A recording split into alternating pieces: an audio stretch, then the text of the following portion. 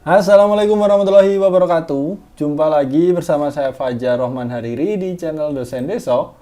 Dan pada video kali ini kita akan ngebahas TWK ya, tes wawasan kebangsaan yang cukup jadi momok di tahun ini, bahkan di tahun kemarin juga gitu ya.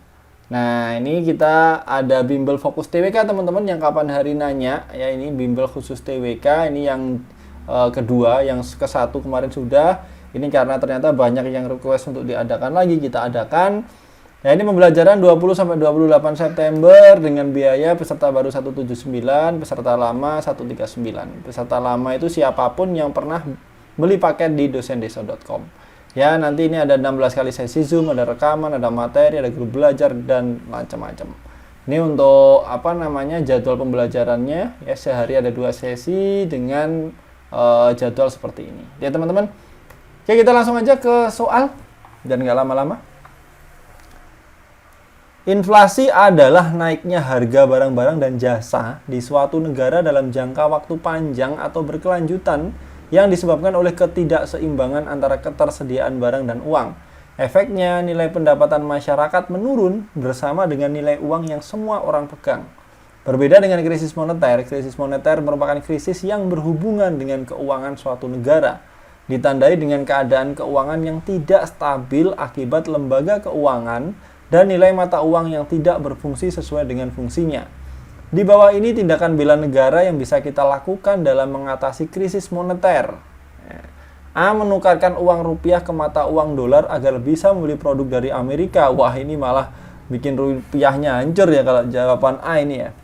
B. Mengutamakan hal yang paling penting seperti membeli kebutuhan pokok seperti beras. Ini kayaknya kok kita masih ke diri kita sendiri ini ya. C. Menabung dan bersikap tidak konsumtif. Kita simpan tapi kayaknya kok enggak.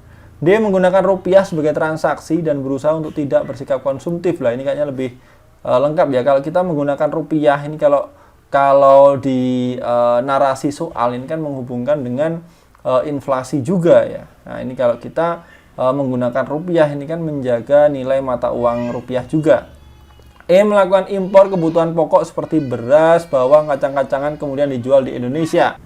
Ini juga kalau impor jelas enggak ya, enggak ngebantu. Ini jelas jawabannya D guys ya. Oke, kita lanjut ke soal berikutnya.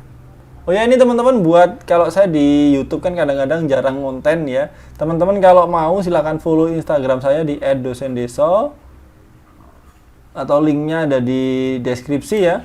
Ini setiap hari saya nge-share soal, kadang TWK, kadang TIU, TKP gantian.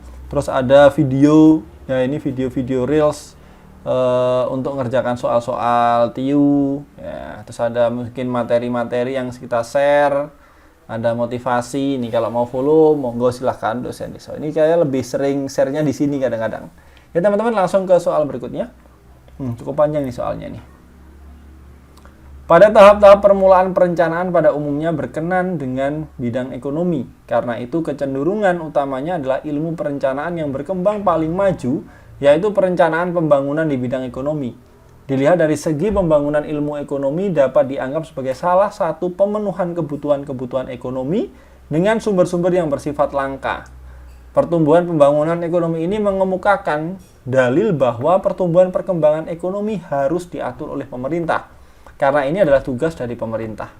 Gagasan-gagasan pertumbuhan perkembangan ekonomi harus ada usaha campur tangan pemerintah untuk memperbaiki ekonomi pembangunan dan pertumbuhannya. Perencanaan ekonomi kerakyatan sangat berkaitan erat dengan sila yang terkandung dalam Pancasila. Dalam melakukan sistem ekonomi kerakyatan harus sesuai dengan asas kekeluargaan dan kedisiplinan nasional yang harus atau wajib dipatuhi semua masyarakat Indonesia. Itu merupakan etika yang harus dimiliki oleh tiap-tiap individu dan diartikan sebagai semua keputusan yang diterapkan untuk melaksanakan perekonomian di suatu negara haruslah secara bersama dengan selalu mengedepankan kepentingan rakyat dan dilakukan secara jujur, sadar, serta tanggung jawab. Asas kekeluargaan dalam ekonomi kerakyatan tersebut merupakan cerminan Pancasila pada sila ke, nah ini pertama, kedua, ketiga, keempat, apa kelima nih. Nah, jadi asas kekeluargaan dalam ekonomi kerakyatan ini merupakan cerminan Pancasila pada sila kelima ya teman-teman. Kenapa? Karena menyangkut dengan keadilan sosial. Ya, butir-butir pengamalan sila kelima kan ada mengembangkan perbuatan yang luhur, yang mencerminkan sikap dan suasana kekeluargaan dan kegotong royongan, mengembangkan sikap adil terhadap sesama, menjaga keseimbangan antara hak dan kewajiban, menghormati hak orang lain, suka memberi pertolongan kepada orang lain agar dapat berdiri sendiri, tidak menggunakan hak milik untuk usaha-usaha yang bersifat pemerasan terhadap orang lain, tidak menggunakan hak milik untuk hal-hal yang bersifat pemborosan dan gaya hidup mewah, tidak menggunakan hak milik untuk bertentangan dengan atau merugikan kepentingan umum, suka bekerja keras, suka menghargai hasil karya orang lain yang bersifat suka menghargai hasil karya orang lain yang bermanfaat bagi kemajuan dan kesejahteraan bersama, suka melakukan kegiatan dalam rangka mewujudkan kemajuan yang merata dan berkeadilan sosial. Jadi untuk soal ini jawabannya adalah yang E ya guys ya, sila kelima. Kita lanjut. Bela negara adalah sikap dan perilaku warga negara yang dijiwai oleh kecintaannya kepada negara kesatuan Republik Indonesia yang berdasarkan Pancasila dan Undang-Undang Dasar 1945 dalam menjamin kelangsungan hidup bangsa dan negara yang seutuhnya. Upaya pemuda untuk melakukan bela negara dalam mengisi kemerdekaan yang dapat dilakukan di lingkungan masyarakat, teman-teman, yaitu nah, ini apa? Apakah membantu tetangga yang membutuhkan bantuan? Ataukah aktif mendengarkan penjelasan dari guru kelas? C. Berziarah ke Taman Makam Pahlawan. D. Aktif dalam kegiatan Karang Taruna. E. Menjadi petugas upacara. Nah, ini apa ini teman-teman ya? Jadi ini jawabannya adalah menjadi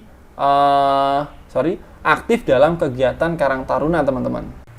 Jadi apa ya, upaya pemuda dalam bela negara yang memang bisa dilakukan meneruskan kemerdekaan ya aktif di Karang Taruna.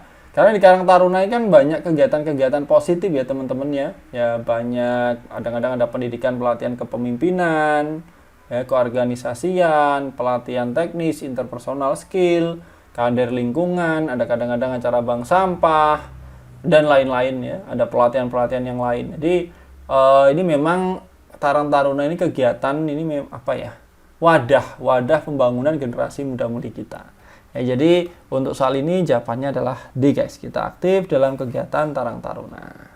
Oke, kita lanjut. Sehari setelah proklamasi kemerdekaan Indonesia yakni 18 Agustus 45, PPKI, wah ini dari ceritanya teman-teman, PPKI, nah ini muncul soal-soalnya. Ini kalau bisa dipelajari dari tahun kemarin ini juga muncul, tahun ini muncul lagi. Ini pelajari ya teman-teman. Saya kembali, sehari setelah proklamasi kemerdekaan Indonesia 18 Agustus 45, PPKI bersidang untuk menentukan dan menegaskan posisi bangsa Indonesia dari semula bangsa terjajah menjadi bangsa yang merdeka.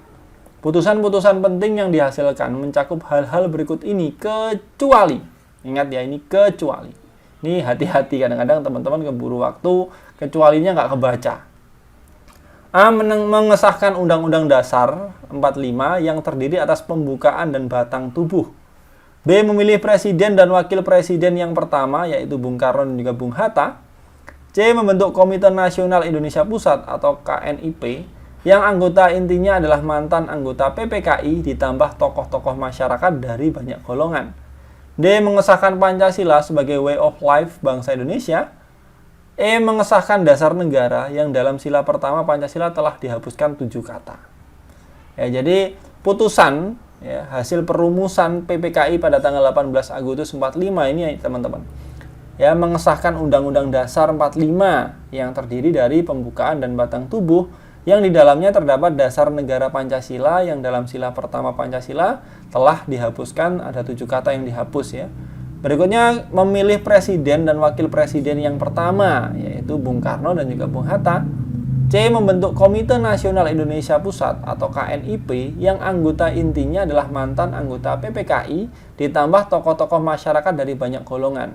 Nah, komite ini dilantik tanggal 29 Agustus 45 dengan Ketua Kasman Singodimejo. Nah, Mr. Kasman Singodimejo ini sebagai Ketua KNIP. Jadi yang tidak termasuk dari hasil ya putusan-putusan di dalam PPKI yaitu yang D guys, mengesahkan Pancasila sebagai way of life bangsa Indonesia, ini nggak termasuk. Oke, Ada lagi. Soal berikutnya, nasionalisme merupakan suatu sikap politik atau pemahaman dari masyarakat suatu bangsa yang memiliki keselarasan kebudayaan dan wilayah. Dengan demikian, setiap warga negara merasakan adanya kesetiaan yang mendalam terhadap negara dan bangsanya sendiri. Hal tersebut dibuktikan dengan sikap dan tingkah laku masyarakat kepada negara. Sikap dan perilaku nasionalis bangsa Indonesia dapat ditujukan dengan cara A. Membuat cuitan di media sosial untuk menurunkan Pak Joko Widodo dari jabatannya sekarang, ini jelas enggak. Salah nih. Menolak ideologi negara dan ingin menggantinya sesuai dengan yang diyakini, jelas enggak. C. Berperan aktif dalam kegiatan arisan di lingkungan tempat tinggal. Kalau C ini kayaknya bukan ya kalau C ya.